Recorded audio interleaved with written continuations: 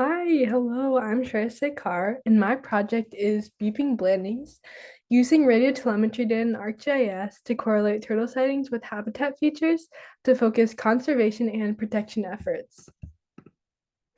My inspiration for this project is I've always loved reptiles, especially turtles, and I believe in the conservation of these incredibly underrated reptiles.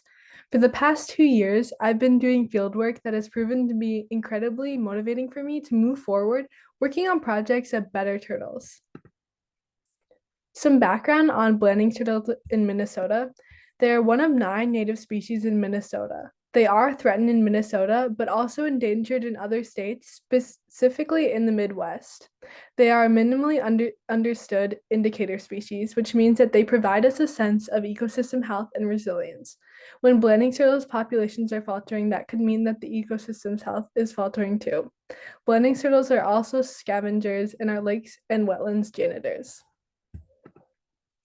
The purpose of my project is to conduct summertime turtle surveys and turtle trapping efforts, apply ArcGIS tools to blending turtle location data that has been collected over 5 field seasons by county staff, and determine if habitat parameters can be positively correlated with turtle sightings.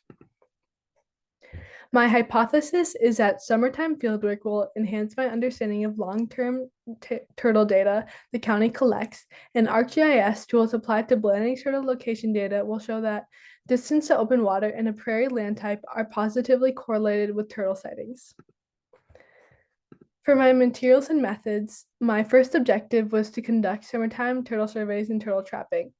Some of the turtle surveys and turtle trapping that I did is a turtle visual survey, which is where I would go around and take into account factors that led to a turtle sighting. Doing turtle trapping, I learned how a county marks turtles and collects data on them.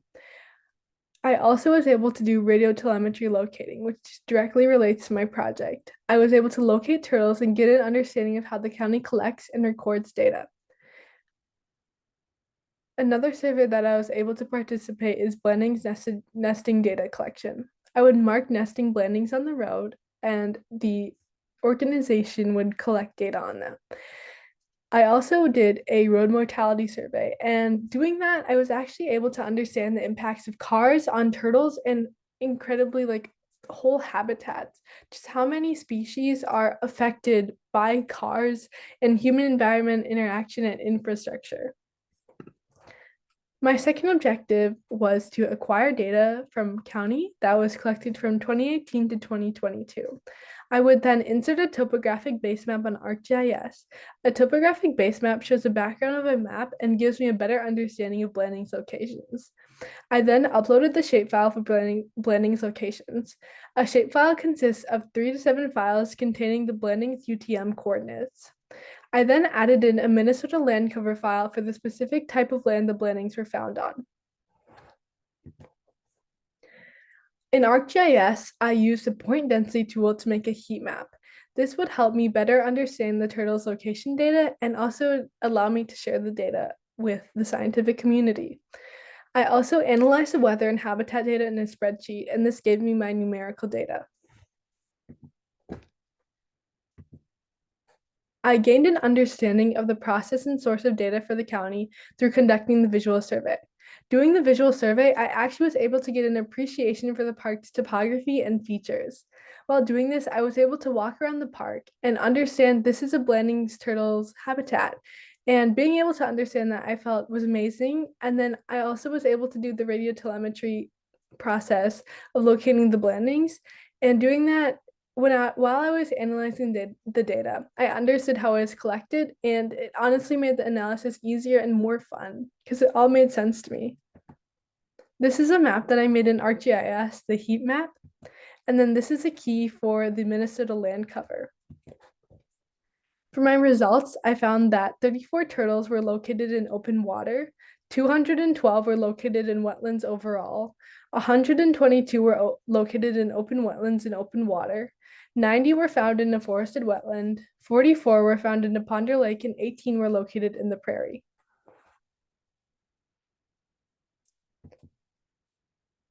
Some limitations that my project has is that I only have access to one county's data and the data only spans 5 years.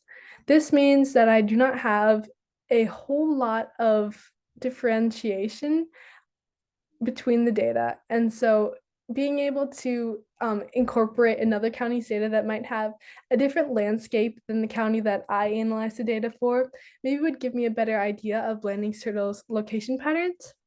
And then also the Blanding's turtles are a threatened species in Minnesota, which limits the sharing of Blanding's data. So that's why I can't show the map where it has the topographic base map, and then it also has the Blanding's UTM coordinates. Also, Blanding's turtles have a low population number, so that limits the total turtles with transmitters. In conclusion, my hypothesis was partially supported. My summertime field activities were pretty beneficial in understanding data, and ArcGIS was an effective tool for looking at Blanding's habitat preferences. I learned that turtles preferred open water and wetlands. In the future, I'd like to predict nesting sites for the county, just because when I predict nesting sites, it would be better for the county because they are there from 10 p.m. to 5 a.m. just looking for the female Blanding and wondering when she's going to lay her eggs. And then also it would be better for the turtles too, because if they have an idea of where the Blandings is going to nest, then it would be easier for them to get there. And if it's easier for them to get there, there's a higher chance they're going to be able to implement nest protection. And nest protection means higher nest success. And then I'd also like to conduct more radio telemetry locating Blandings. Being able to conduct more radio telemetry would help me have an even deeper understanding of how radio telemetry works. And I'd also like to improve the efficacy of volunteer visual surveys through the application of GIS and field knowledge, just so that the county can better understand their turtle population. This is an overview of my project where it has the different inputs that the surveyor and staff put in while they collect the coordinates and locations of the turtles. And then I also just have an overview of my map where I've inserted the topography, and then I learned that Blanding turtles like open water and wetlands, and then I was also able to use the MLCCS. I relied on a number of resources when conducting this project. The articles I read gave me great insight into what we know about Blanding's turtles, as well as many of the techniques and standards for turtle trapping, conducting visual survey monitoring, and the application of ArcGIS tools to natural resource questions. My project would not be possible without how much I learned from the resources of previous authors, and these slides capture the literature I read.